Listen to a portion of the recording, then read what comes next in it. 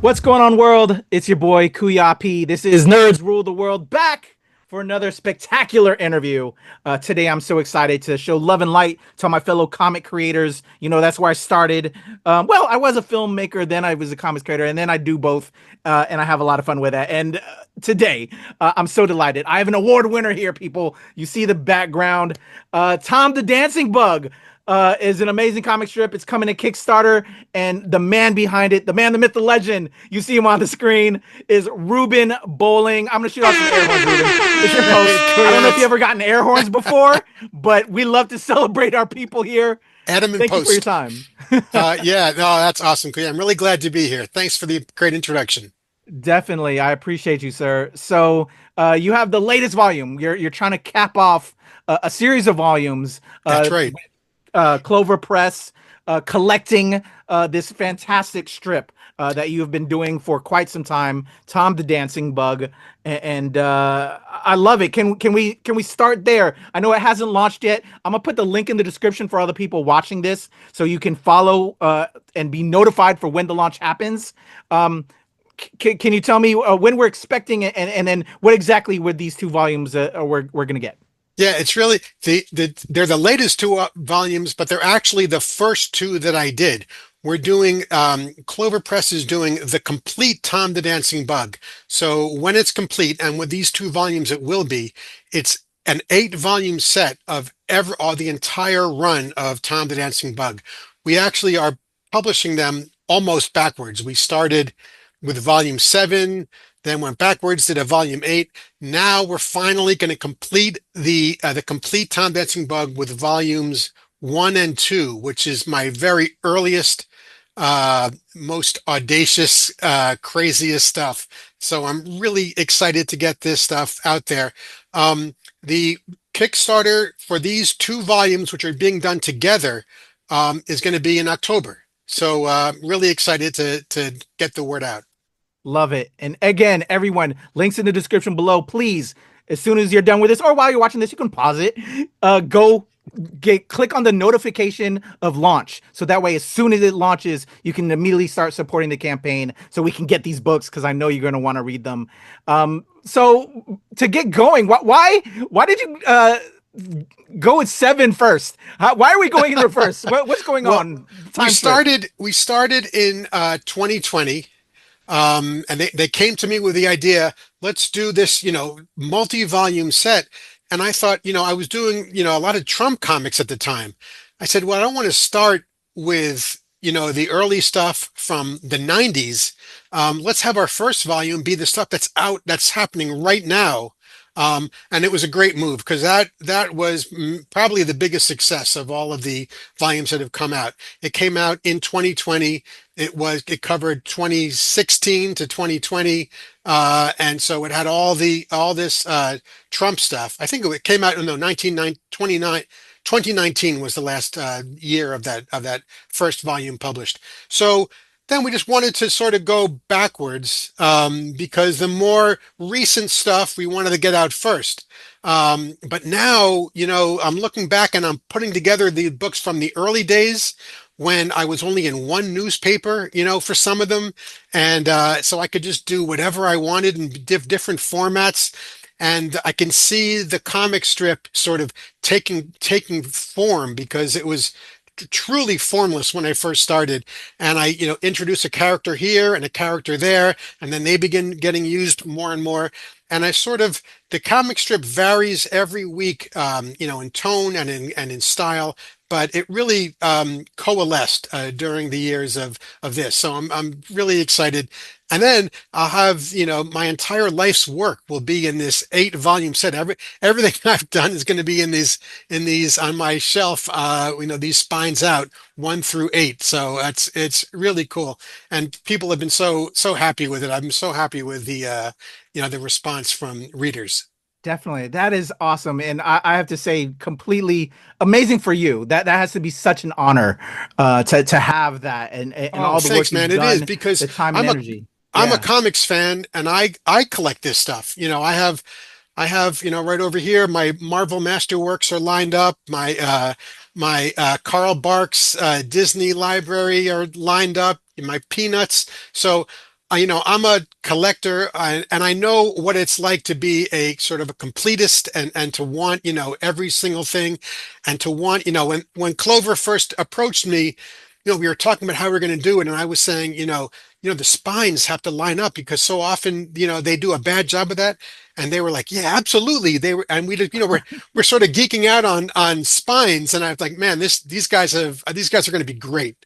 Once I knew they were with me on like the aesthetics of the actual, so that it looks good when they're all lined up, I knew I was in good hands. I love that. I gotta tell you, Ruben, that's like I'm that type of nerd like you. Yeah. You're a nerd after my own heart. I am with you on that. I love that. And again, yes, that's so beautiful. The Marvel Masterworks, the Carl Barks, and now Ruben Bolling got to be up there. Now, yeah, you got to have the Now Tom I'm the one of Tank them.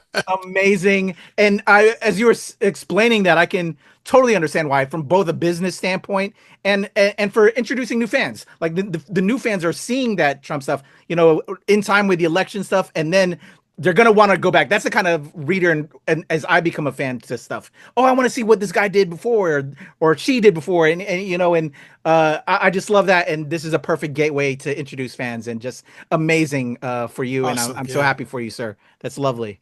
Yeah, it's great. Yeah. And, the comic has changed so much because my recent stuff is very political. But when you go back to like my first stuff, it's apolitical. There's nothing political at all. It's absurdist comedy. It's sketch comedy. And then I began to get as the world changed and as I changed, it got, politics started creeping in, and now it's like 90% political. But I still try to do silly stuff, and because you got to find joy and Yeah. absurdity in life, as well as commenting on really urgent, horrible stuff that's happening.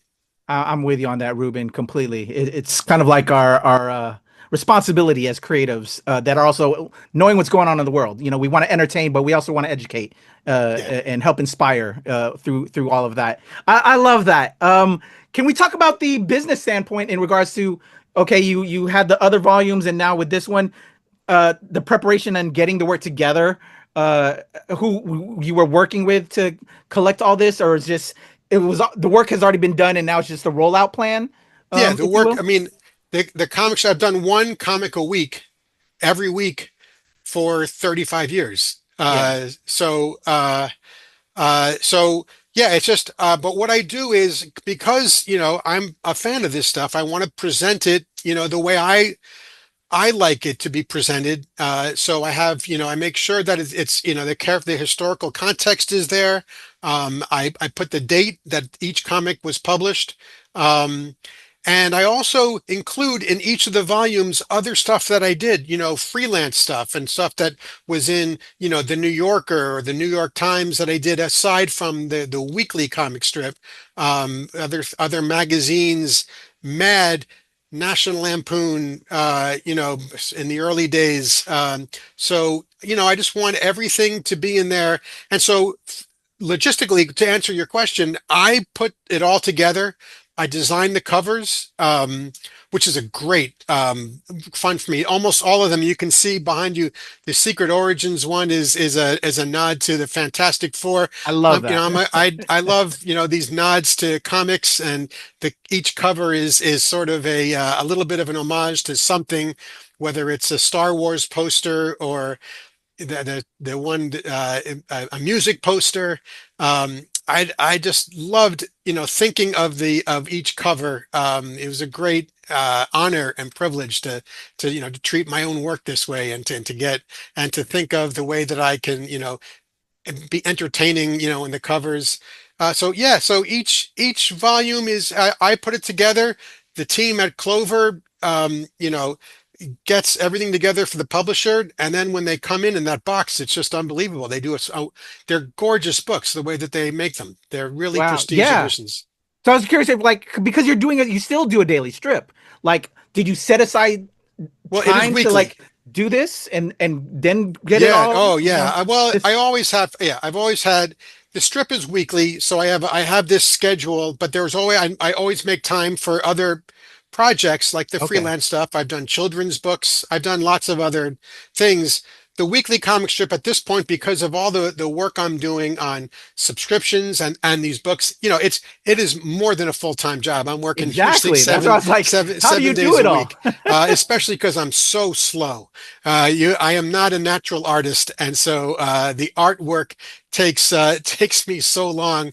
I'll draw something and I'm like, that's not a hand, and I got to erase it and try again. Even after all this time, it still takes like, and of course the writing can take either a minute when things go great, or 3 days, when I'm staring at a blank piece of paper for that long. So yeah, I've done this in addition to keeping up, because I don't miss a deadline. That's one thing about cartoonists. These comic strip cartoonists, we don't miss deadlines. Yeah, keep on going every single week. Get that comic out there. Definitely. Yeah, I have so many friends that are cartoonists, comic creators. You've got deadlines, you've got certain X amount of pages that have to be turned in by certain dates. Just to do this along with other commitments is just insane, but we love it, right? That's If it. you want, Absolutely. you Yeah. got to do it for the love. And so thank you for loving us fans to put something like this together to get it out. So again, let me remind everybody, hit the notification bell. The link is in the description. Once you go there, hit the notification so when it launches in October, you can start supporting it and be aware as it drops. Absolutely. And all the information you can find on tomthedancingbug.com as well. So if you don't see that, just type in tomthedancingbug.com, and all the information on how to find the books and more will be there. Definitely. I'm gonna have all of Ruben's links in the description below. So Oh, please good.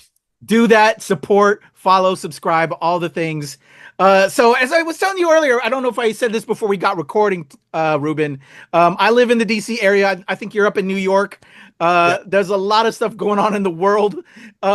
So it has to be a plethora of material right now. But also, you want to kind of get away from it. So I love how, like, we also have, this Lex Luthor strip. I was reading some other things of just some other commentary, but can I ask you, just from a creative standpoint, is it too much content coming ways? Because it's kind of just, you just got to laugh at it from not crying. It is. I'm It is. It's. curious. It is. It does feel like it's too much, and it happens so fast. You do something, and then literally hours later, that's old news, and everyone's talking about something else, and that's like, I have a weekly comic strip. That used to be sufficient for the news cycle. Now it's like you got to be right there. But I feel as though, especially recently with this in the last few months, the hardest thing, there's a lot of material, but the hard thing is to get the right tone. Because Mm. I don't want to be jokey about this. I don't want to, I can't, the last Oh, thing I I want to do completely is, agree with make that. jokes like, isn't Trump orange? Isn't that funny? He looks orange, or he sure does love McDonald's. I mean, this is urgent stuff, and yet I'm trying to be funny and entertaining. So it's hard to be funny about this. I mean, I know that um, I'm very sensitive to it. I don't want to read a lot about it, and I'm very, I can get off put by the tone of things, and so it's made it. I have to be very careful that the tone of the comic strip today matches my feelings and the feelings of my readers. I'm with you. Yeah, uh, it's a struggle. It's a struggle, Yeah. because we have that responsibility as press, as creatives, to just, Yeah, I feel as yeah, though maybe it's a responsibility, but I feel as though it's just this is what I'm thinking about. The comic strip yeah. has always been from the start. Whatever I want to do. I don't have to have Garfield in it every single day. Like some. I've always been like, if I want to do a character, or I want to do politics, I'll do that. But any week can be whatever I want. But recently, this is what I've been thinking about. And it feels weird to do when I do stuff that's not about what's going on. I make myself do it every now and then, but yeah, it's just it's what's on my mind, and that's what I've always found is the best way to write and draw is for what I feel. I feel you on that and completely agree, sir. I want to talk real quick, if you don't mind, if just a little bit more of your time. Sure. I love how you put in the superhero elements. I put this Lex Luthor one in here. And then we have the Secret Origins cover with the Fantastic Four throwback love in the first issue. Yeah. Um, can you tell me, why you never dabbled in the comic side and started doing some superhero stuff, like actually maybe at Marvel DC? I'm sure they probably caught wind of some of the work you're doing here, you know? Probably well, one thing is my artwork is not good enough. And it's good enough for satire, maybe, but it's not good enough for what they do. They have some incredible artists, and those are the guys who I just revere. I think the artists who do the superhero stuff are incredible. They do such amazing work, and they have to work so fast, and I'm so slow to get even what I want to do. And then in terms of writing, I'm a comedy writer. I write humor, and I just never really thought about writing a serious superhero thing. So No Ruben what I Bolling Deadpool? that's true. This the I feel as though what I like to do is I like to take like the superhero tropes and then, and twist them into either something funny and absurdist, like over your head. I guess there's the God-Man character, which is sort of a takeoff on Superman, but also, for political purposes, like the one that you chose right over there, Lex Luthor, where it's Superman told from the perspective of Lex Luthor is the good guy instead of Superman. Superman is the villain, which is sort of like the way that, we're trying to look at in politics. It seems to be looking at things now. It's the billionaire who are the good guys and the immigrants who are the bad guys. So we've sort of flipped the script from what we used to think was virtuous, up until Trump. The Great Pumpkin, which I have to talk to my wife about that. She's a super Peanuts person. I have to show her your Great Pumpkin strips. Oh In, my God. in, Yeah, that in was regards that to was that, a great I was day when I thought of laughing. that. Although, that just killed me. I love those characters so much, and to draw them with in the context of these times, and with Trump, and making Linus into a Yeah. what I call them, not peanuts, but Q nuts. Because what comes after peanuts but Q nuts? It broke my heart. It breaks my heart every time I draw that, because I love Linus so much, and Yeah. but that's what I think makes it so um, effective for Oh me yeah. is the emotion that comes behind it. Definitely. Well, I love your work, sir. I cannot wait to help support with these two latest volumes Thank you, that are bringing Kuya. us all the way back and seeing this journey. Such an amazing collection and such an honor for you and the fans to have. Kudos to you, sir. I Um, appreciate that, Kuya. Definitely. So everybody, again, Tom the Dancing Bug, volume 1 and 2. We're going all the way back. Dropping in October on Kickstarter. Again, links in the description below. Secret Origins, Sex, Tom the Dancing Bug, and Rock and Roll. The one and only Ruben Bolling Award winner and well deserving, sir. Thank you so much for your time. Thank you, As other Kuya. projects come along, do we have anything now that you're finally getting this all done? Where are we going to go next, maybe? Can we I got some things that I'm in the I'm thinking works? of, but yeah, I'm not. It's not ready for publication yet. But yeah, there's stuff I'd love to do. I guess more kids books is Ooh, what I'd like to go back I to, love that. I because I love love that. doing those. Amazing. Well, when that starts to get rolling and rocking, can we have you back on to give you some virtual flowers and help promote it? I'd love it, Kuya. I'd really appreciate it. I had a great time. Thank you so much, Ruben. Everybody, that is Ruben Bolling. Supports Tom the Dancing Bug on Kickstarter in October. Links in the description. Follow for notification and then support, support, support. I'm KUYA P. Nerds rule the world. There's a cut.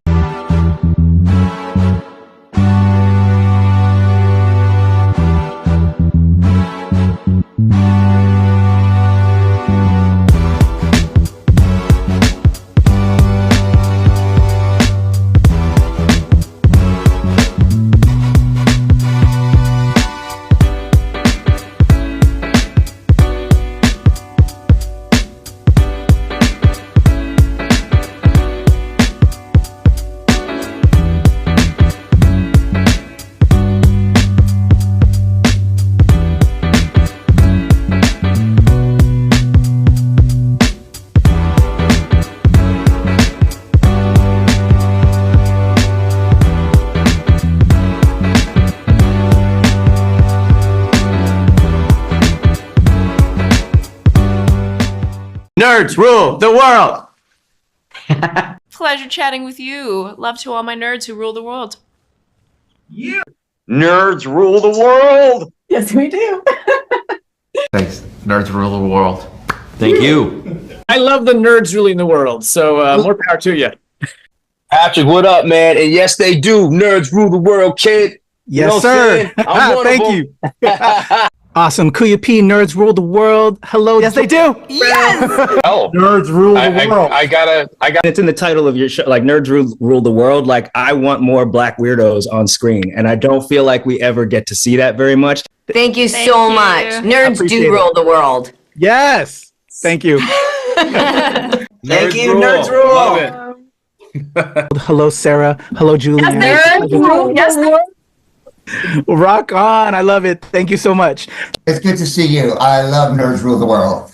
But yeah, there's a heavy nerd component, man. Yeah. And at the end of the day, if you ask me, nerds rule the world. So Absolutely. and you're right, nerds do rule the world. we're just the best. Yes. Nerds do rule the world. I agree. We do. I agree. We're awesome, aren't we? Thank you, ladies. Nerds so much. Yes. Thank you, guys. Bye. And nerds really do rule the world. Thank you, sir. It's your boy KUYA P, nerds rule the world. Thank you so much, guys. I appreciate you. do. They rule the world all right. Yes. Take care, Tony. Thank you, guys. We are recording. All right. I'm going to bring this in and we'll get right into it. In a 1, 2, 3.